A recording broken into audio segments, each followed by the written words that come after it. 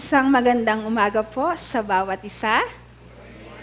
Maganda ba ang umaga ninyo? Ayan, dapat lang. Sunday ngayon. Okay. So, ready na po ba kayo? Okay. Parang yung nasa likod, hindi pa. Ready na ba kayo? Baka gusto nyo laksan ng konti ang boses ko. Ready na ba kayo? Ayan. Okay, so, hindi na natin po patatagalin. Let's start na. So, ang ating pong pag-aaralan ngayong umaga ay ang katarungan kay Yahweh. When we say katarungan or justice, marami pong tao sa panahon natin ngayon na nawawalan ng tiwala kapag may gusto silang, pag may inaantay silang justice, kasi nga, ang nangyayari po is nababahiran usually ng mga koneksyon, pera, mga pader, di ba po? Alam niyo po ba yung pader? Okay. Yung mga, dahil po, bakit po? Kasi nga po, kapag daw may pera ka, mayaman ka, may connection ka, more likely na makukuha mo yung justice na kailangan mo. Pero kapag mahirap ka, ang iba nga daw po, tumatahimik na lamang kahit nasasaktan. Bakit? Kasi alam nila na matatalo sila. Pero mga kapatid, this morning, ibahin nyo to. Ibahin nyo ang katarungan kay Yahweh. Kasi ang katarungan kay Yahweh ay hindi nababahiran ng koleksyon, pera, o under the table.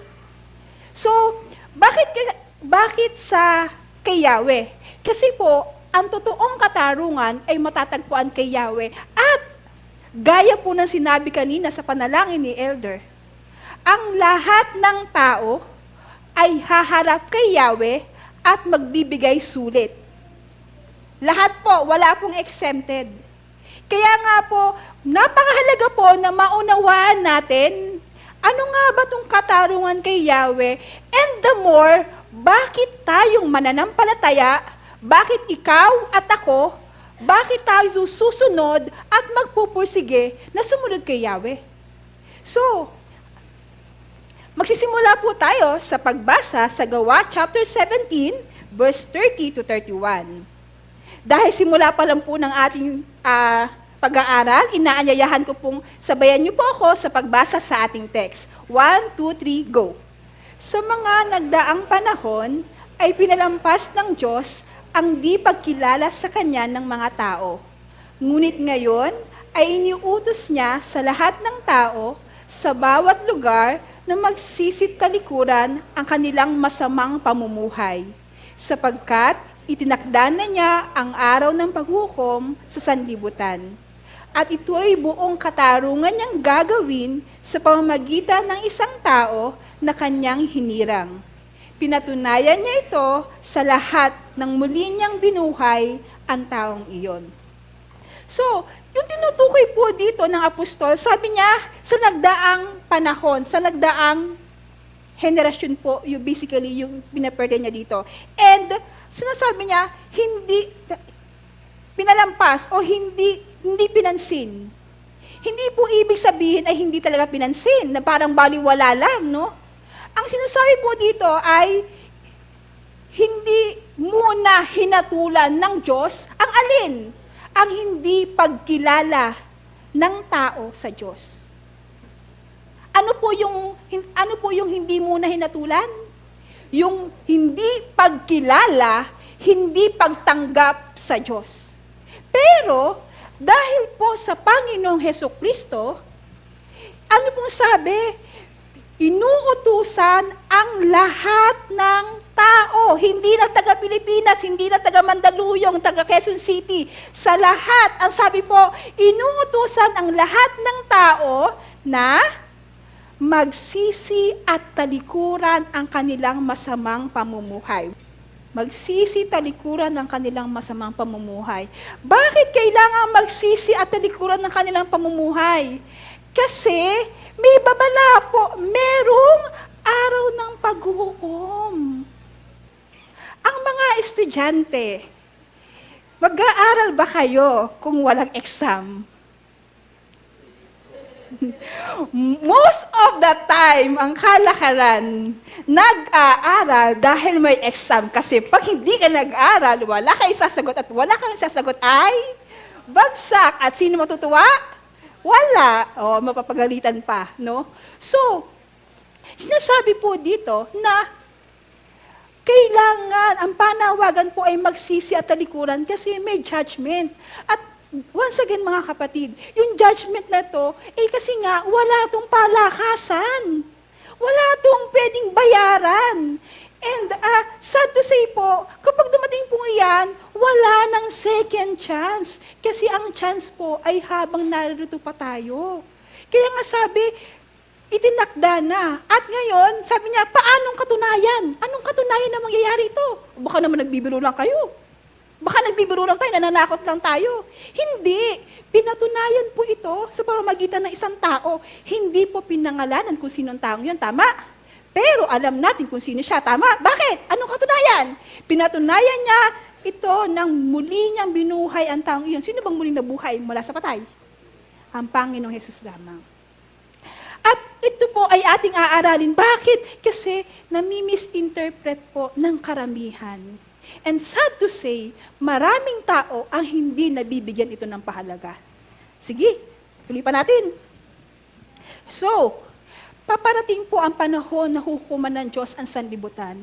Alam niyo po kung mag-observe po tayo, ang tao, most of the time, nabubuhay para sa kanyang sarili at walang kinikilalang Diyos. Yes, may kinikilala silang Diyos, pero ibang mga Diyos. Lingid sa kanilang kaalaman na akala nila dito lang, pero huhukuman po ng Diyos ang sanlibutan. Sandaigdigang, bakit ang Diyos? Kasi siya rin ang lumikha eh. Nilikha sa pamagitan nino ng Panginoong Hesus. At sino ang Panginoong Hesus? Siya rin, manunubos natin. Ito ay gagawin niya ng buong katarungan at walang pagtatangi. Ito ang dahilan ng panawagang magsipagbalik loob ang mga tao bago pa man ang mahuli ang lahat. Kaya po yung Great Commission, na bagamat laging binabanggit at binabanggit, kasi totoo po na merong paghuhukom.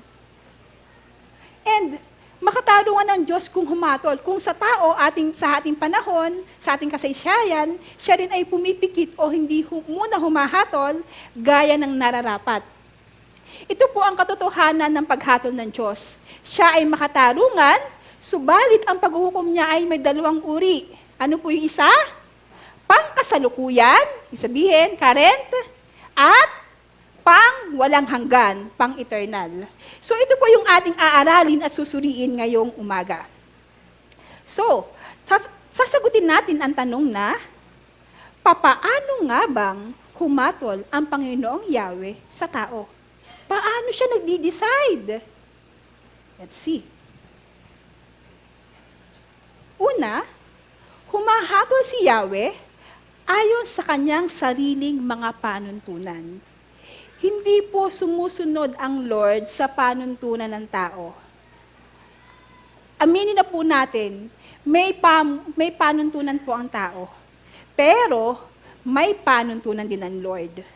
At ang tao ay hindi pwedeng mag-dictate sa Lord na, Lord, dahil malakas ako sa iyo, sige, i-bless mo nga to, Lord. Parusahan mo nga to, itong pasaway na itong kapitbahay ko. Sige, paulanan mo lang, Juan. Ito naman po mabuti sa akin. Lord, bigyan mo nga ng bagong sasakyan. We cannot dictate the Lord. But, ano yun sa atin? Since may sariling panuntunan ng si Yahweh, what is expected from us is sumunod sa Kanya. Kapag sinabi niya na mahalin mo to, i-bless mo to, we have to do that. Pakinggan mo to. We have to do that. Tulungan mo to. We have to do that. Pag sinabi ng Lord, kamuhian mo yan, we have to do that. We have to follow. Bakit? Sino ba yung may sagutin sa Lord? Yung tao ba?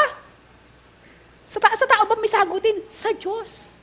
Kaya we have to follow kung ano yung standard ng Lord. And the reality, most of, even mga Kristiyano po, affected ng mga taong nakapaligid sa atin. We forgot na yung Diyos natin ay yung Diyos na pagsusulitan natin. Yung na-accountable tayo sa Kanya whatever our action is. Magmatuwid tayo, magmatapat tayo sa Diyos. Accountable tayo. Alam natin na hindi niya tayo pabayaan. But subukan nating magpasaway. Subukan nating huwag sumunod. Accountable din po tayo sa Lord. Lagi po natin iisipin yung pamantayan o panuntunan ng Lord. Kaiba po kasi humatol si Yahweh. Bakit? Nalalaman niya kasi lahat ng bagay. Yung mga lihim ng tao, yung mga motibo ng tao. Di ba po, usually kapag nandyan lang naman natin ng tao, pag nakikita natin, tama. Kapag nakakasama natin, pag nakikita natin na may ginagawa siyang mabuti, wow, very good ate, pagpatuloy mo yan. Pero pag nakita natin yung kapatid na sumisegway, ano sumisegway? Yung ibang daan, maling daan. Ang sasabihin natin, sasabihin natin, oy, mali yan, tigilan mo na yan, mapapahama ka dyan. So, again po, kaiba po humatol si Yahweh. Dahil nalalaman niya ang lahat ng bagay at lihim ng tao. Sabi ko nga po kanina, kahit nga po magkakasama tayo, hindi natin alam yung motibo ng puso ng kapatid natin, ng kapwa natin. Hindi natin alam kung talagang may mabuti siyang intensyon at hindi natin alam kung meron pala siyang masamang intensyon. Pero hindi din natin alam kung let's say nagkamali lang ba siya sa isang bagay o talagang nagkamali siya sa isang bagay. We cannot judge. Pero sinong tunay na makakaalam niyan? Sino? Kapitbahay? Ikaw lang at ang Diyos.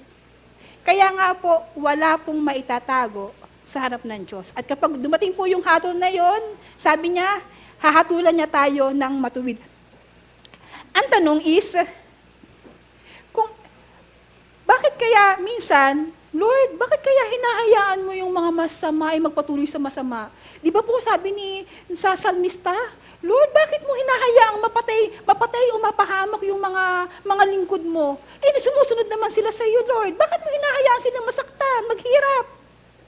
Alam niyo po ba, na minsan hinahayaan ng Lord na magpatuloy ang mga masama kasi kapag binigay na niya yung judgment niya, let's say for example, at this moment, kapag kaya tayo hinatulan ng Diyos, ano kayang judgment sa atin? Saan kaya tayo pupulutin? The very moment po, hindi basta-basta humahatol ang Diyos. Kasi hindi naman pwedeng, let's say, i-judge ako ng Lord, kayo hindi. Unfair po yun. Pare-pareho po sa Lord. Walang partial. Kaya nga po, binibigyan niya pa ng pagkakataon na mailigtas pa sila. Kaya minsan, sasabihin natin, Lord, ang unfair mo naman. Mamaya po, tingnan natin yung mga katangian ng kanyang paghatol bago tayo humusga. Kasi actually po, usually, we evaluate on what we only see. But we have to see ano ba yung layunin ng Lord. How He judge us. Okay? So, ito po yung unang katangian. Ang paghatol po ng Diyos ay para sa lahat. Sige po, hilingan ko pong magbasa ang ating si Ate Shama. Nandyan ka ba, Ate Shama? Si Ate Hana pala, ipagpatawad mo. Ate Hana. Romans 2:5-11. Ngunit dahil matigas ang iyong ulo at ayaw mong magsisi, lalo mong pinapabigat ang parusang igagawad sa iyo sa araw na iyon, kung kailan iahayag ang puot at makatarungang paghatol ng Diyos. Sapagkat igagawad niya sa lahat ng tao ang naaayon sa kanilang mga ginawa. Buhay na walang hanggan ang ibibigay niya sa mga taong nagpapatuloy sa paggawa ng mabuti at naghahangad ng karangalan, kadakilaan at kawalang kamatayan. Ngunit matinding galit at puot ang sasapitin ng mga taong makasarili at ayaw sumunod sa katotohanan kundi sumusunod sa kasamaan. Paghihirap at kapighatian ang daranasin ng bawat gumagawa ng masama. Una ang mga Hudyo at gayon din ang mga Hentil. Ngunit kapurihan, karangalan at kapayapaan naman ang tatamuhin ng bawat gumagawa ng mabuti. una ang mga Hudyo at gayon din ang mga Hentil, sapagkat walang kinikilingan ang Diyos. Salamat, ate. So basically, makita po natin dito, yung paghatol ng Diyos ay para sa lahat. When we say para sa lahat, hindi po namimili. Walang exempted. Sabihin natin, Lord, malakas ako, wag mo naman akong i-judge. Sorry, walang palakasan, walang exempted, and even our loved ones na hindi kumikilala at nagmamatigas, they are not exempted. Everyone, sabi nga dito, igagawad niya sa lahat ng tao ang hatol niya at depende sa kanilang pagtanggap o pagkilala sa Diyos. And sasabihin natin, wow, maswerte ang mga Hudyo kasi sila ang piniling bayan. But basically, we can see from here na lahat. Una ang mga Hudyo, gayon din ang mga Hentil. Kapag sila ay sumunod sa kay Yahweh, hahatulan sila base sa kanilang gawa. Pero gayon din sa mga Hentil, kapag sila ay sumunod, nakinig, huhusgahan din sila base sa mga gawa. So basically po lahat. Kaya ang Great Commission po ay para sa lahat. Kahit na minsan ay struggle naman po talaga na magbahagi ng salita ng Diyos kasi isipin pa lang natin pag nasisimula pa lang tayo magsabi sa kanila ay marami ng excuses. Pero again, ang paghatol ng Diyos ay para sa lahat, kaya ang lahat ng tao ay marapat makapakanig ng salita ng Diyos ng mabuting balita, otherwise, kawawa sila. Pangalawa pong katangian ng paghatol ng Diyos ay ayon sa mga gawa. Sabi po dito, igagawa niya sa lahat ng tao ang naaayon sa kanilang mga ginawa.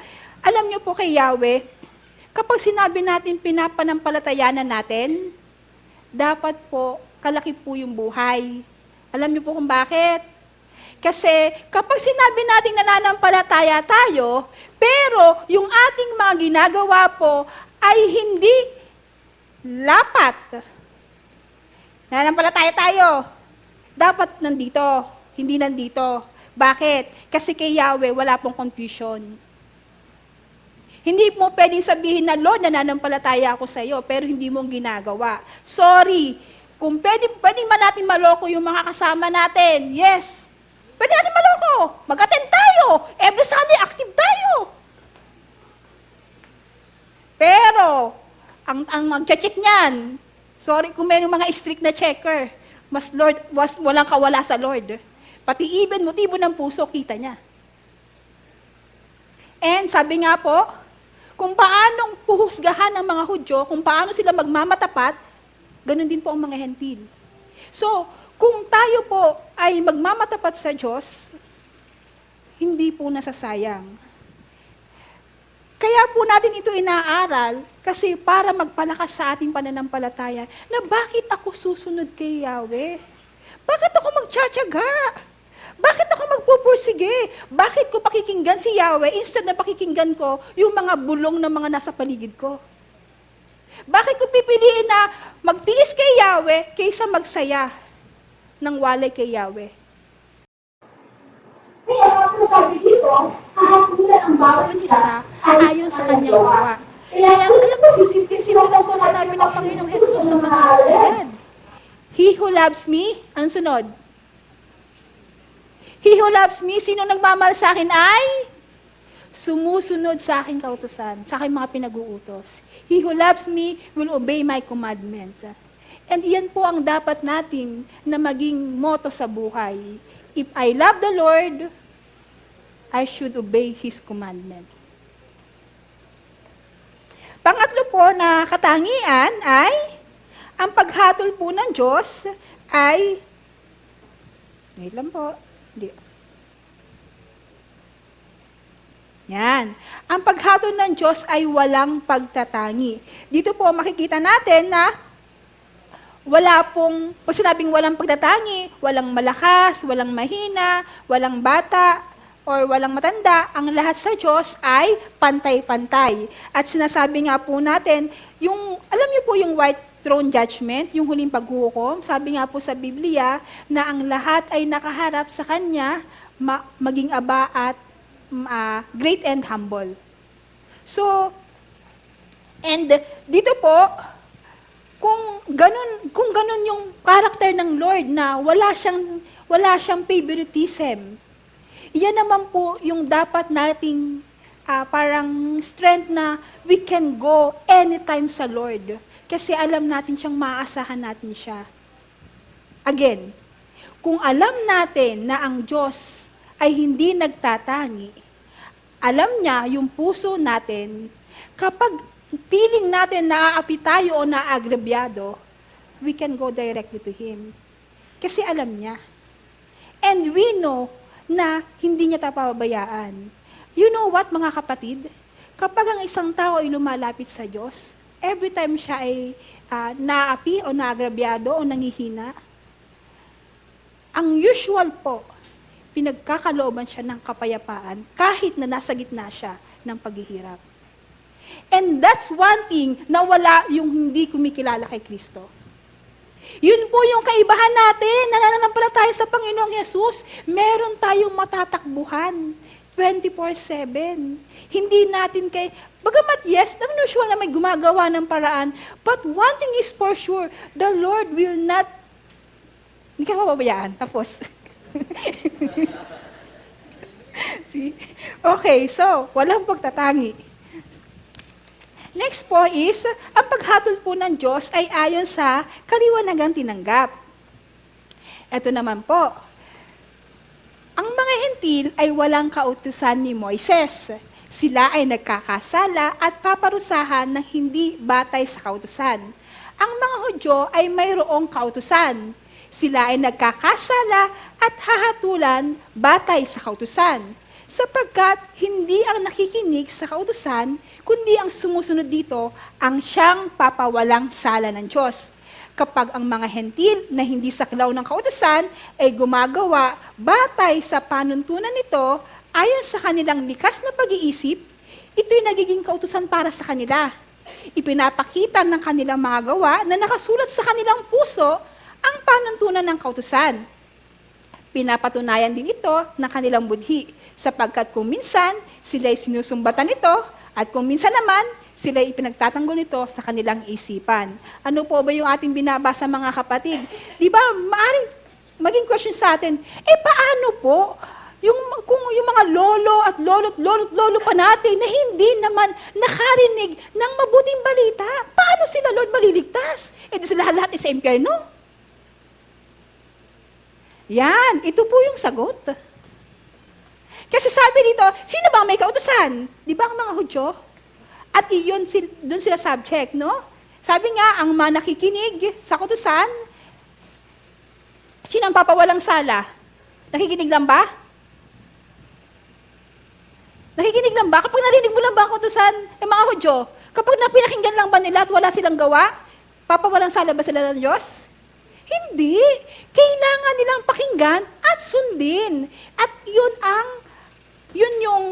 doon sila subject. Paano naman yung mga hentil na walang kautusan ni Moises? Ang sabi po ay, batay sa kaliwanagang kanilang tinanggap. So, sabi po dito, hindi saklaw ng kautusan ng hentil, pero sa kanilang likas na pag-iisip, tingnan niyo po ito ha, kanilang likas na pag-iisip, ito'y nagiging kautusan para sa kanila. So, kahit hindi sila nakarinig ng salita ng Diyos, pero sa kaliwanagang ipinagkaloob sa kanila ng Lord, meron pa rin silang kautusan, depende sa, sabi nga, ang pinaka-guide nila ay, sinusumbatan sila ng kanilang budhi. Asan ang budhi dito? Yan. Yan. So, wala pong takas sa Lord. Pero actually po, mga kapatid, kung babasahin natin ang Roma chapter 1, nakalagay po doon na ang Lord ay hindi nagkulang. Saan hindi nagkulang? Sa pagpapahayag kung sino siya. Kaya po, sad to say, walang takas. Wala pong takas at the same time ay di ba po, sabihin ng iba, oy, ayoko makinig ng Bible study, ayoko makapakinig yan kasi mas lalo ako magigilty. At pag nagilty ako, lalo ako magkakasala, di ba? Exempted ako. Sorry po. Wala pong exempted. Bakit? Iba po kasi ang hindi nalaman at hindi inalam. Nagets niyo po ha? Hindi nalaman, hindi talaga alam. Pero ang alam mo at hindi mo lang alam kasi gusto mong mag-excuse, ibang usapan yon. But then again, if we will go to the Bible, ang sinasabi sa Roma 1:18-27, ang Diyos ay hindi nagkukulang sa pagpapakilala sa Kanya. Ang problema po is, ano pong nangyayari sa tao? Kapag pinapahayag o pinapakilala ng Diyos ang kanyang sarili, ang tao gumagawa na sa kanyang sariling diskarte. Ano po sabi? Naghahaka-haka sila. At nag-iisip sila kung anong maibigan nila. At iyon ang sinusunod nila. Ang problema, danger po yun. Bakit? Kasi, tandaan niyo po kanina, paano humahatol ang Diyos?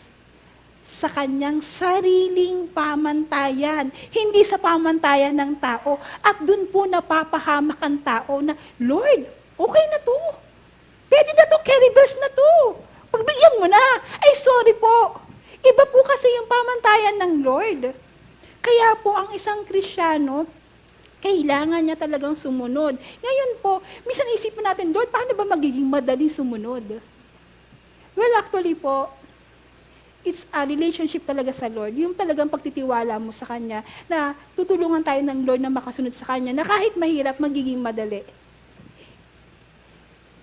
Ito po ay mangyayari kung tunay po tayong lalapit sa Kanya. Alam niyo po sa pag-aaral na to, isang bagay yung pinagpapasalamat ko sa Lord. Na ako po ay nagtuturo. Bakit? Kung tayo po ay babad sa mundo, ilang beses po tayo nag-aaral ng salita ng Diyos? Sa isang linggo, sino-sino ang mga kasama natin? Ano ang mga pinagkakaabalahan nila? Ano ang kasiyahan nila? Kapag babad po tayo sa kanila, at ang salita ng Diyos, kapag ka Sunday, kinakatamaran pa natin at hindi tayo nagte-take out. Kapag Bible study at kinatamaran natin at hindi tayo nag-take out,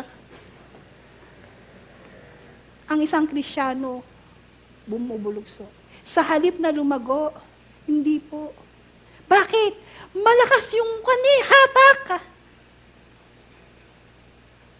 Kaya po maraming Kristiyano ang nabibigo. Kaya po kayo, ini-encourage ko po kayo, may mga gawain po sa iglesia, involve niyo po ang sarili niyo. Gusto niyo po bang lumago? Sino taas po ang gusto lumago sa pananampalataya at pagsunod sa Diyos? Kung gusto niyo po, isama niyo po ang sarili niyo sa gawain. Bakit? Sino ba magpapalakas sa atin? Ang Lord, ang gawain sa Lord. Try niyo sumama sa mga kaibigan niyo. Hindi ko po naman sinasabi na huwag na kayo makipagkaibigan. Hindi ko po sinasabi na huwag na kayong, iwanan niyo na sila. Ang sinasabi ko po, kailangan po natin ng stronghold na magpapalakas sa atin. At number 1 po ay ang salita ng Diyos. Pangalawa po ay yung mga kapatid na magpapalakas din sa atin. Okay. So, yun nga po, nabalik na kon tayo. So, depende po sa kaliwanagang tinanggap. Next po na katangian ay, ang paghatol ng Diyos ay ayon sa katotohanan.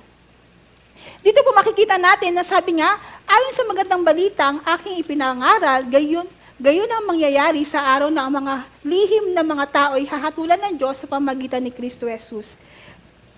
Alam niyo po, sabi, bakit sa katotohanan? Ang isang taong gumagawa ng kasalanan, lalo pa kapag siya ay talagang ayaw niyang pahuli, lahat ng pwede niyang gawin para itago ang kasalanan, ay gagawin niya. Kaya minsan, di ba po, may mga cases na nahihirapan na malaman kung talagang totohanan, kung nasasabi ng totoo o hindi. Bakit? Kasi kung kaya nilang gawa ng paraan na itago, minsan magugulat tayo, 10 years nang nagloloko, 10 years nang nagnanakaw, o 10 years nang gumagawa ng kalokohan. Bakit ngayon lang natin nalaman? Minsan nagiging ganun ang question. Alam niyo bakit? Magaling magtago. Pero hindi ko po kayo nasasabi na magtago kayo kasi ito nga pinag-uusapan natin eh. Ang paghatol ng Diyos ay ayon sa katotohanan na walang malilihim. Walang pwedeng, ay ako lang naman dito, solo lang ako. Hindi ako nakikita. sorry ka, hindi ka nga nakikita, pero may nakakita sa'yo, ang Lord. At mamaya makikita natin na lahat ng ginagawa natin ay nakarecord. Alam niyo po, kung atin titingnan na ang lahat pala ng lihim ay hahatulan ng Lord, anong dapat natin gawin? Lahat daw ng lihim nating kasalanan, lahat daw ng mga bagay na hindi natin ginawa matuwid sa Lord, ay alam niya. At pagdating ng panahon, ay hahatulan. Anong gagawin natin? Nalalaman natin to. Gusto ating pa ba natin yung judgment ng Lord na maang parusa? Nagigits niyo po ba ako?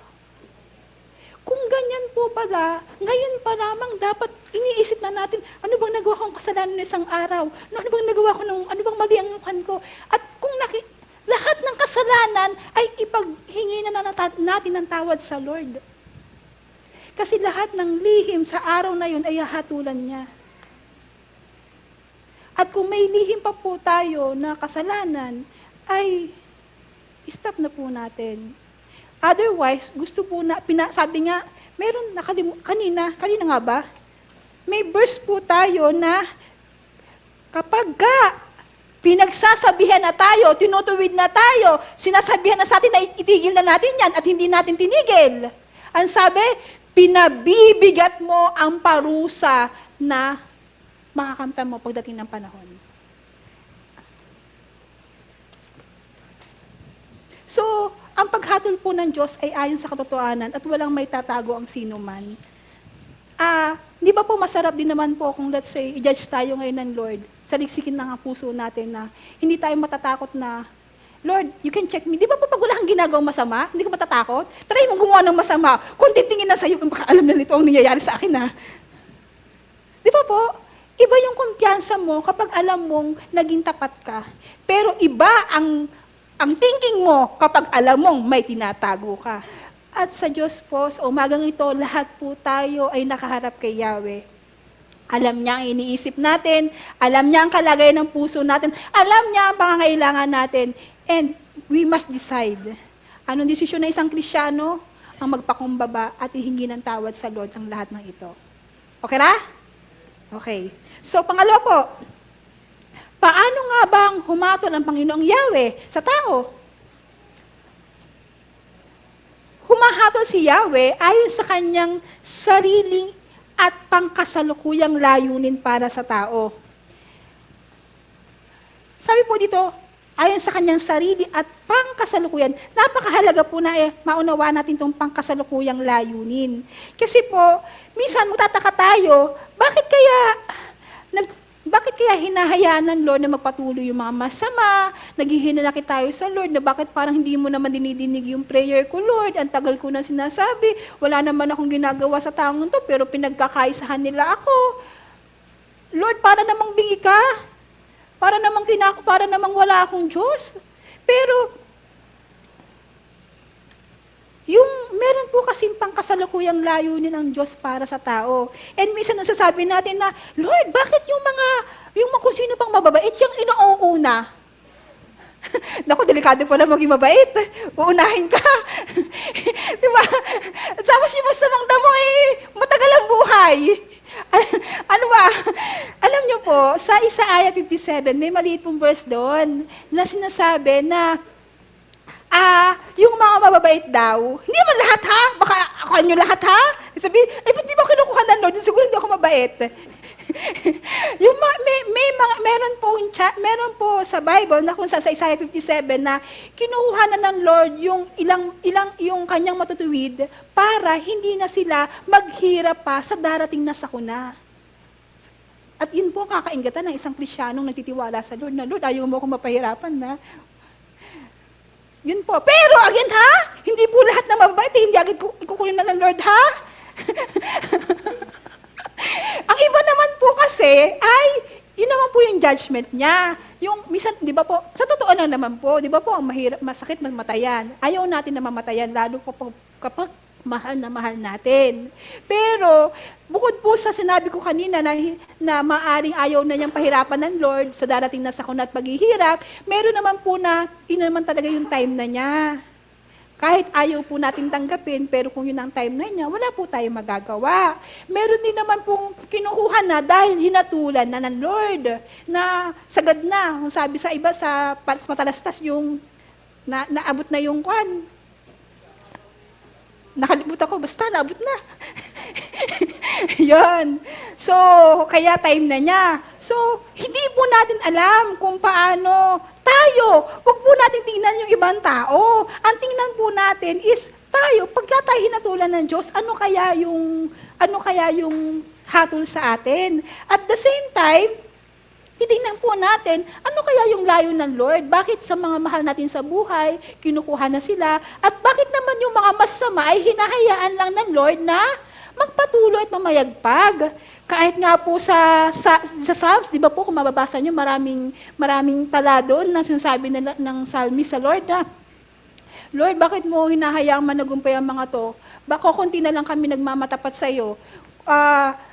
Bakit mo hinahayaan silang parang okay lang sa kanila, masasaya ang buhay nila, mayayaman nga po sila. Kami, nawawala na kami, ilan na lang kami. Pero makikita po natin sa huling verses ng kanila, alam niyo po yung character nila? Nagtitiwala pa rin sa Lord, nagpapasako pa rin sa Lord. Inaalala nila, Lord, ikaw ang makapangyarihang Yahweh, ikaw ang tagahatol, ikaw ang husga at magkakaloob ng justice na kailangan namin. Kaya naman, magpupuri pa rin ako sa iyo. Yun po yung character ng isang nagtitiwala sa Lord. And nagtitiwala kasi may layunin ang Lord para sa tao. Ilulubos po kasi ng Lord at igaganap niya ang karampatang hatol sa bawat isa sa walang hanggan. Again po, kailan po ilulubos ng Lord yung hatol niya? Hindi po pang kasalukuyan, pang walang hanggan. Kaya po, life is unfair here. Sabihin nyo nga po. Totoo po yan. Kahit po kayo tumingin ka saan. What? Hindi pa tapos. Yun po kasi minsan ang problema eh. Kapag sinabi, ay life is unfair pala, eh, hindi na lang ako susunod sa Lord. Unfair naman pala ang Lord eh. No! Kasi sabi po dito, yung karampatang hatol ay magaganap sa walang hanggan. Hindi po lang dito. Hindi po pang kasalukuyan sa walang hanggan. Ngunit hindi pa sa ngayon at hindi pa sa kasalukuyang buhay.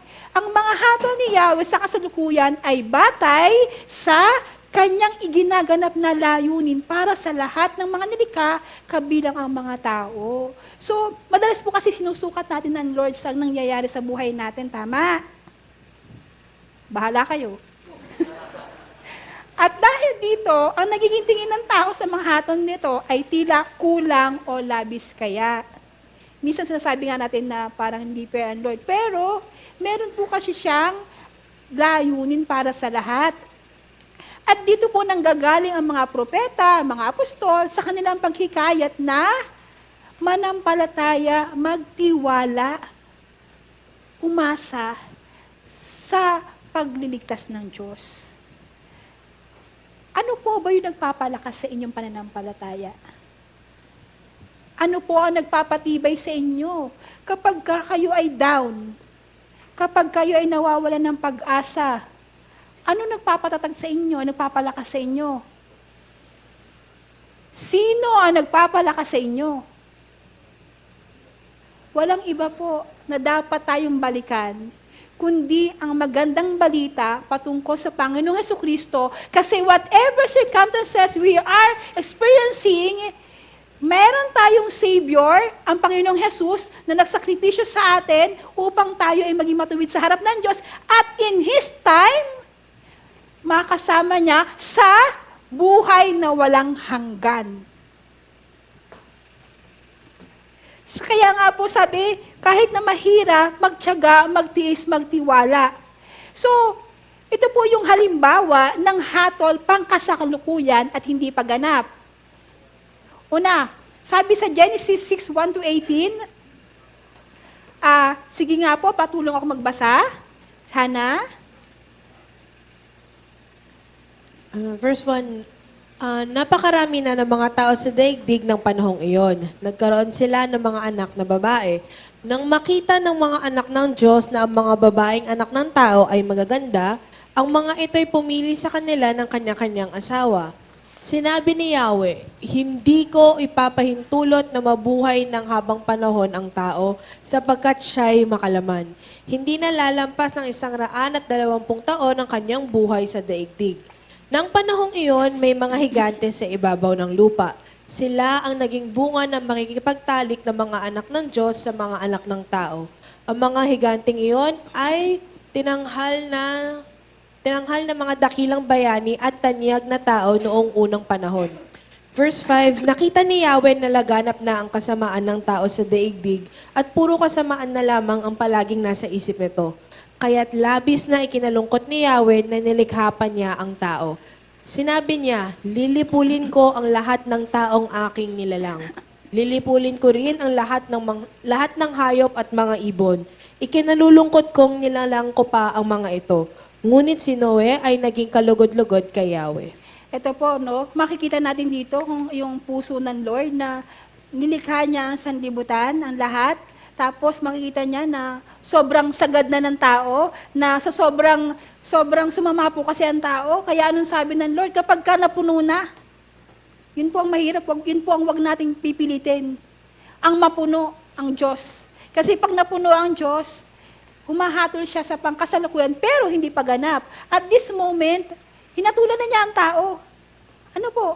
Nilipol niya ang lahat ng tao, maliban kanino? Kay Noe. Bakit si Noe nakaligtas? Bakit sa dami-dami ng tao si Noe lang at ang 7 niyang kasama? Kasi siya lang ang sumunod kay Yahweh. Kaya po minsan, sabihin natin, Lord, parang ako na lang yung taong nagtutiwala sa iyo. Huwag kang bibigay, huwag kang gagaya. Kasi nakikita ng Lord ang iyong puso, nakikita niya yung pagsunod mo sa Kanya. And ito po, nilipol sila, ang lahat ng tao. Makikita rin po natin dito na may nabanggit si Moises na may mga anak ng Diyos.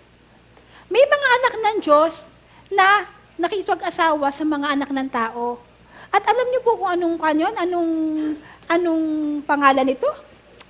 Anong mga higante po yung mga anak nila. Hindi po normal na tao lang basta. Parang mistisong tao. Ito po kasi, mahalaga po ito. Bakit? Kasi may mga natuturo po na akala nila ito ay normal na tao lamang. Hindi po. Sinabi po dito na gigantes. At sila po ay mga napilim, na kung saan, alam po niyo po ang nangyari?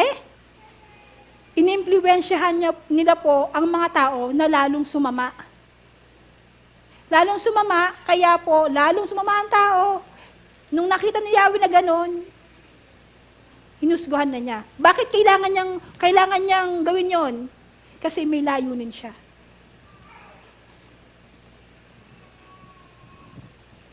Sa mga talatang nabanggit po, hinahatulan ni Yahweh ang sangkatauhan kasama ang Nepilim. Ang mga anak po ng Diyos ay nilikhang makalangit. No? At ang mga anak ng Diyos na nilikhang makalangit na naghimagsik. Naghimagsik po sila kay Yahweh. Hindi po dapat nilang asawahin yung mga anak ng tao. Pero ito po yung kanila, no? Ang hatol na ito ay hindi pa lubos. Ang mga tao ay nasa Hades pa. Ang mga Nepilim ay sinasabing nananatili dito sa lupa bilang ang unclean o bastard spirit at ang mga anak ng Diyos ay nakapiit sa Tartaro kung saan sila naghihintay ng araw ng paghuhukom sa kanila. Sa makatuwid, ang mga ito ay nahatulan na, ngunit hahatulan pa ng pangwalang hanggang hatol. Naiintindihan niyo po ba yung senaryo? Dahil sa kasamaan ng tao, hinatulan ng Diyos ang mga tao at ang mga Nepilim. Pero, hindi pa ito ang pangwalanggang hatol. Meron pa. At sabi nga po, yung mga Nepilim, nananatili dito sila sa lupa bilang mga unclean o bastard spirit. At may mga anak ng Diyos na saan sila ngayon? Nasa Tartaro. Anong ginagawa nila doon? Naghihintay ng paghuhukom sa kanila sa pangwalang hanggang hatol. So, lahat po walang takas sa Lord.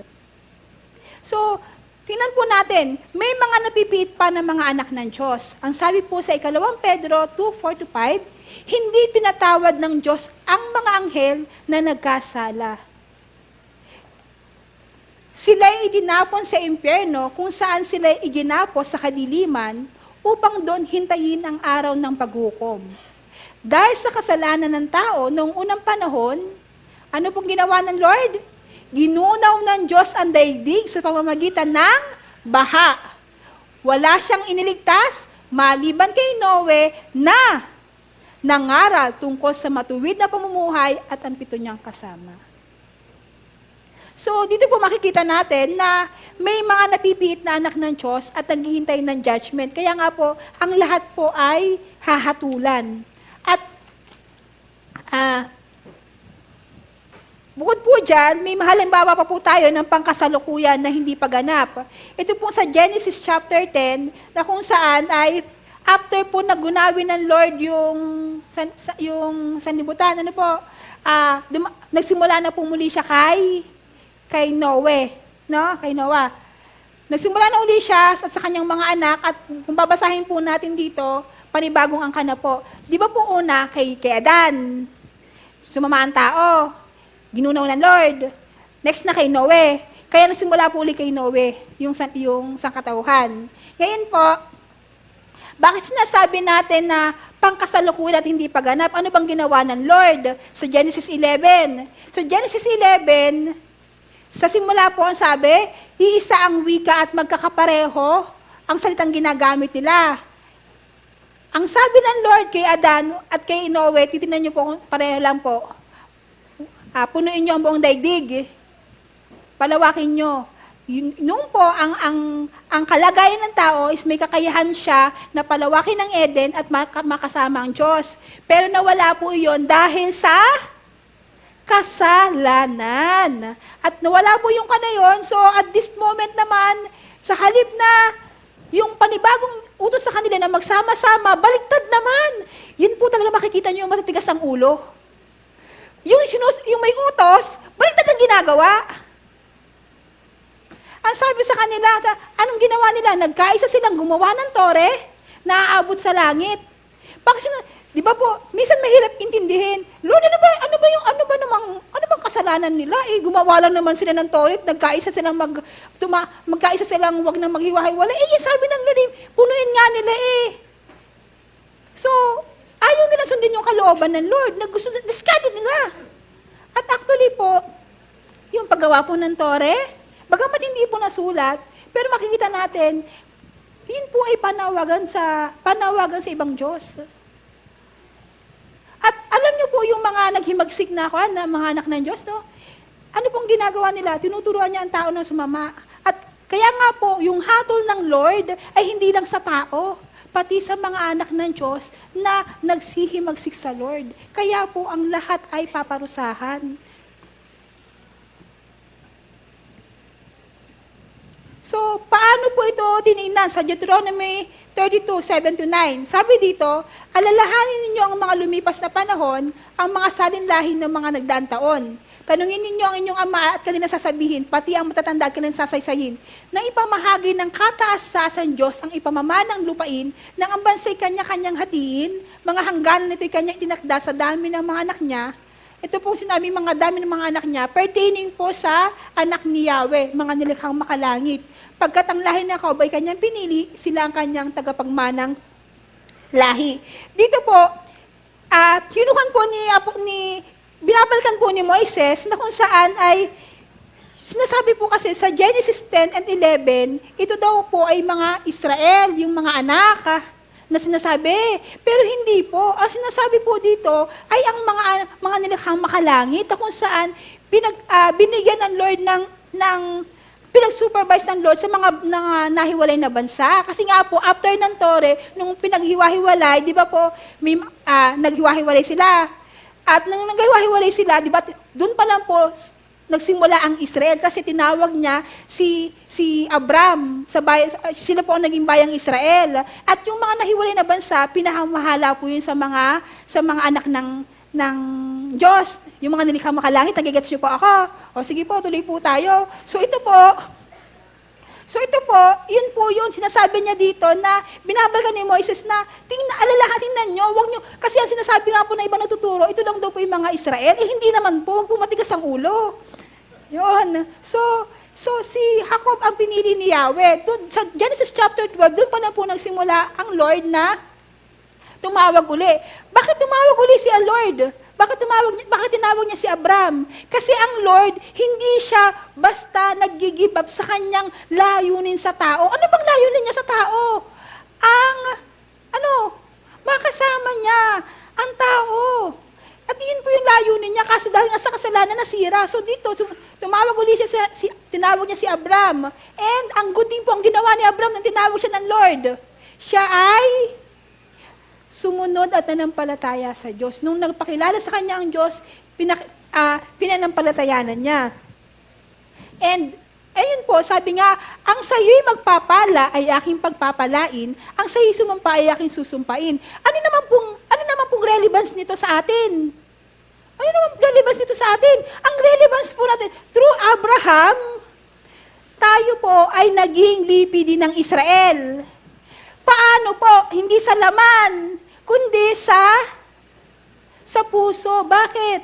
Dahil sa kanyang pananampalataya, at tayo po sa ating pananampalataya ay nagiging lipi din tayo ng Israel. Sa pananampalataya sa Panginoong Hesus, hindi po tayo tinulo po yung ating sabihin, ang puso natin ay binago. Yun po.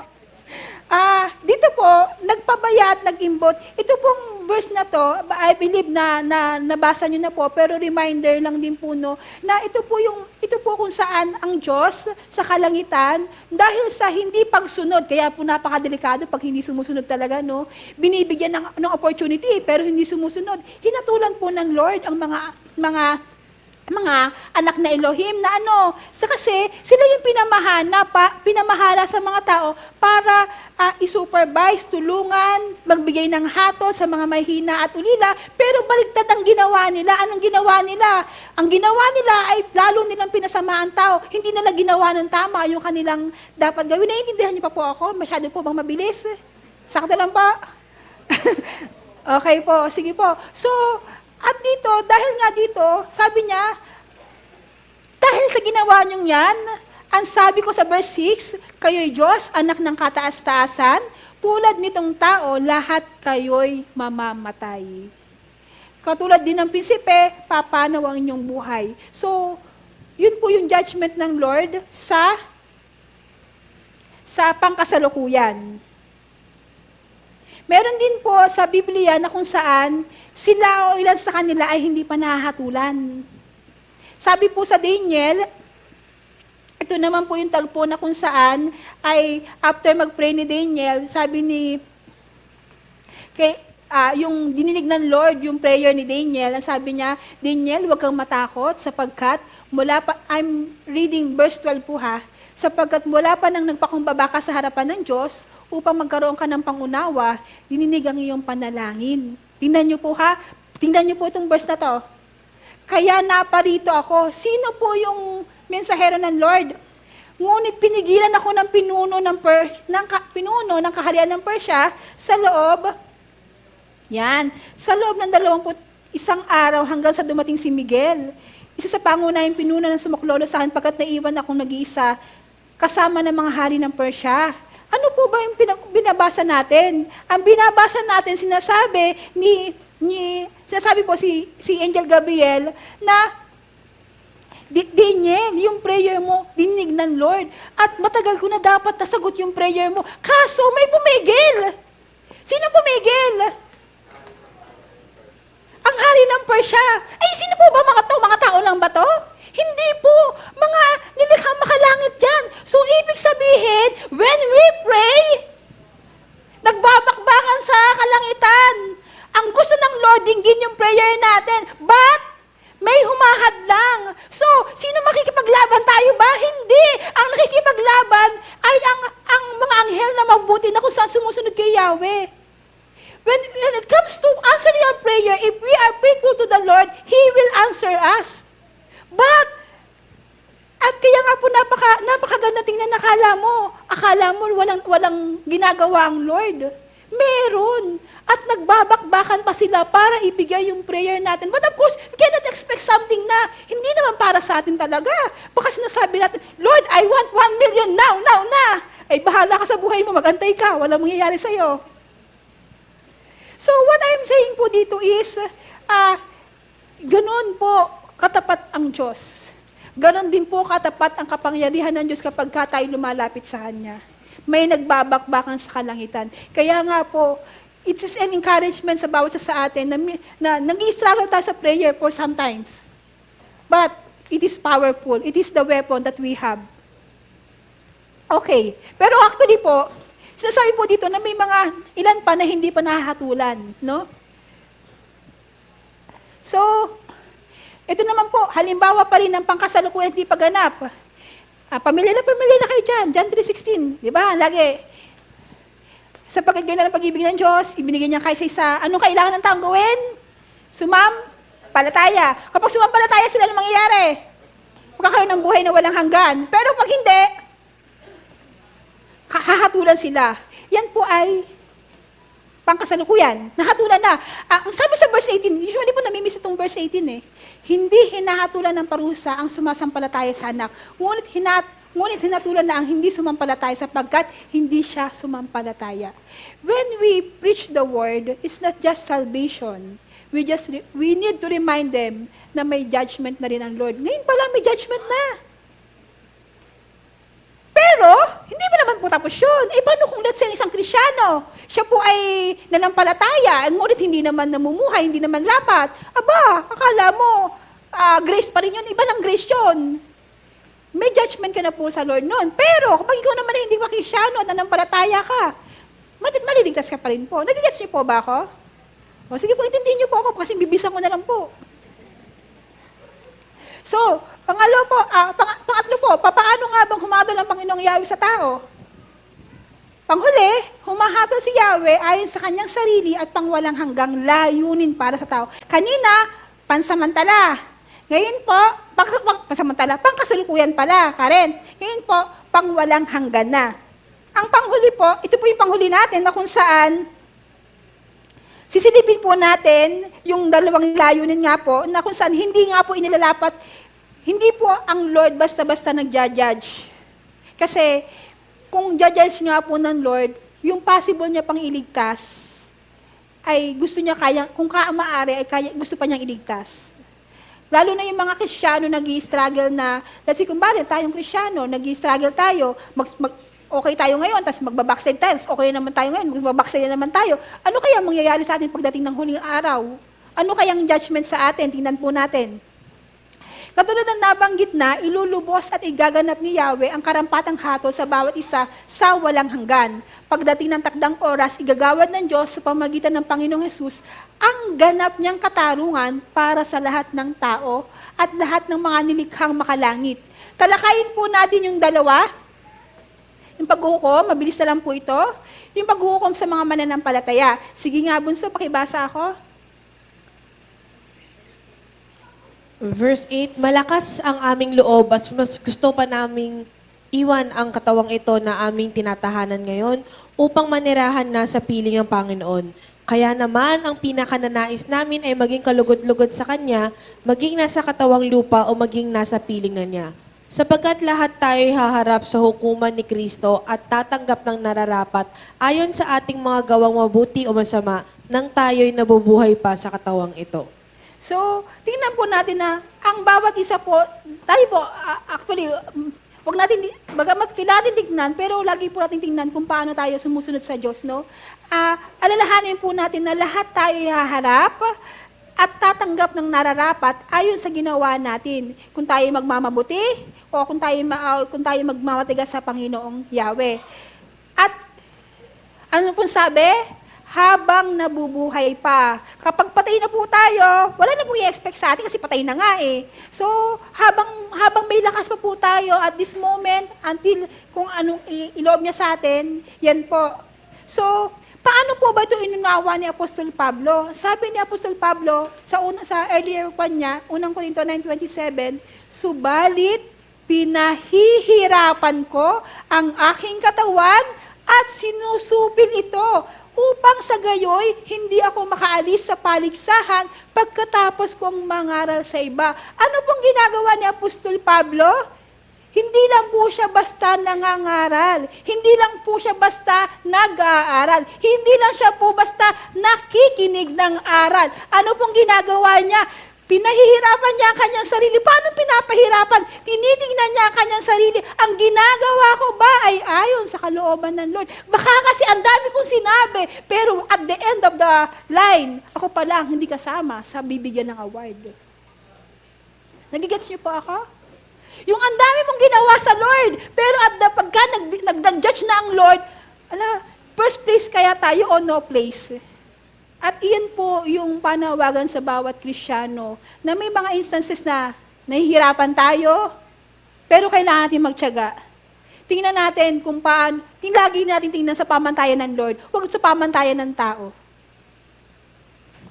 Last, huling paghuhukom po, ito po sa Pahayag 20:11-15, pagkatapos nito ay nakita ko ang isang malaking tronong puti at ang nakaupo doon. Naglaho ang lupa't langit sa kanyang harapan. Tingnan niyo po, oh. Ito na po yung last judgment, no? At hindi na pang nakitang muli. Nakita kong nakatayo sa harap ng trono ang mga namatay, maging dakila at hamak, at binuksan ang mga aklat. Binuksan ng isa pang aklat, ang aklat ng buhay. Hinatulan na ang mga patay ayon sa kanilang ginawa, batay sa nakasulat ng mga aklat. Kaya nga po sinasabi na walang may tatago sa Lord. Kasi may naka-record po yung mga ginagawa natin. Kung sa ngayon, nakikita po ako sa Zoom, nakikita nila ko ng ginagawa ko, tayo po sa Lord, lahat po recorded. No? Iniluwa ng dagat ang mga patay na naroon, iniluwa din ang kamatayan at dahil ng mga patay, ang mga patay na nasa kanila. Hinatulan ang lahat ayon sa kanilang mga gawa. Kaya po, sa totoo lang po talaga, ito po yung ating given na naririnig natin to, ang ina-expect po sa atin ay, tayo po ay tutugon at hindi papakinggan lamang. And katapos po, sabi nga, at this end, even yung kamatayan, daigdig, ay itatapon din sa lawang apoy. Sino pong itatapon sa lawang apoy? Ang hindi nakasulat ang pangalan sa aklat ng buhay. Alam niyo po ba na ang isang Kristiyano kapag nanampalataya, isinusulat na ang pangalan sa aklat ng buhay. Pero, pwede pa ring maalis. Bakit? Paano? Kung ang pamumuhay natin ay taliwas sa kalooban ng Lord. Ngayon, ano ba yung lawang apoy? Sabi po dito sa Pahayag 20:10, at ang diablo po pertaining to nilikhang makalangit, na nandaya sa kanila ay itinapon sa lawa ng apoy at asupre na pinagtapunan din sa halimaw at sa huwad na propeta. So, imagine yung fire. Di ba po ang fire, saglit lamang, di ba ang mga bumbero daw, 10 segundo lamang na late, ubos na ang buong bahay. Ganun po kakwan ng fire. Ganun ka siya kakwan. Dito po sabi, itinapon sa lawa ng apoy at asupre na pinagtapunan din, nauna na po ang mga, ito pong halimaw na to, at huwad na propeta, mga tao po yan, mga false prophet, antichrist.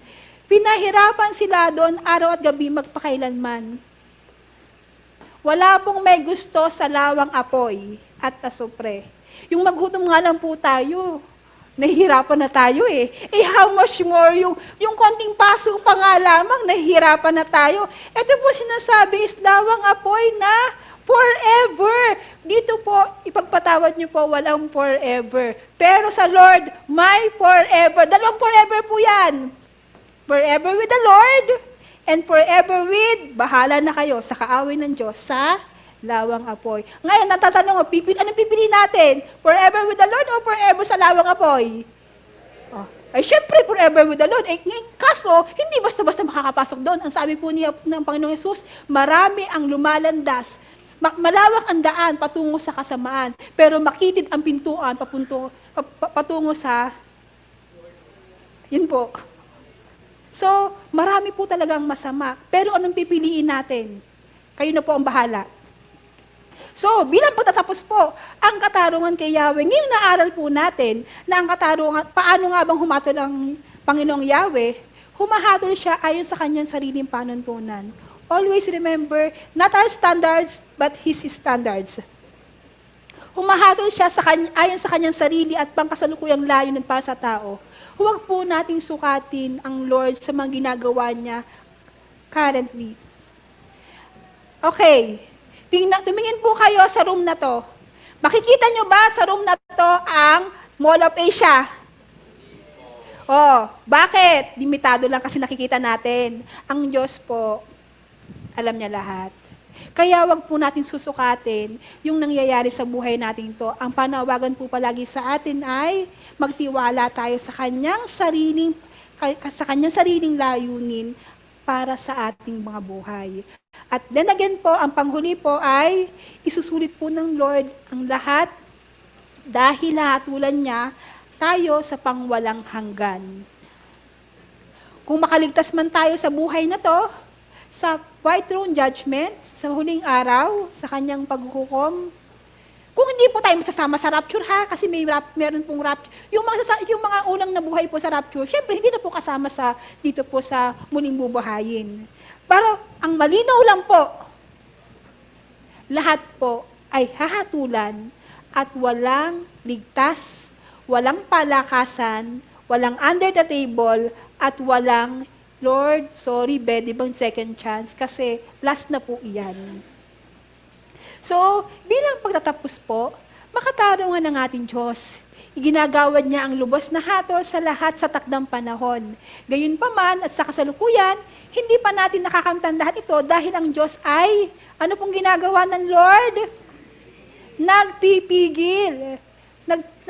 Sabi nga, binibigyan pa tayo ng pagkakataon.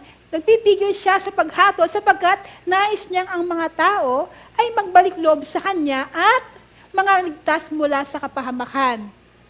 Kung hindi man tayo lubos na nagagantimpalaan, ituloy pa rin po natin ang pagsunod sa Diyos at paggawa ng mabuti kasi yan po yung kalooban niya sa atin.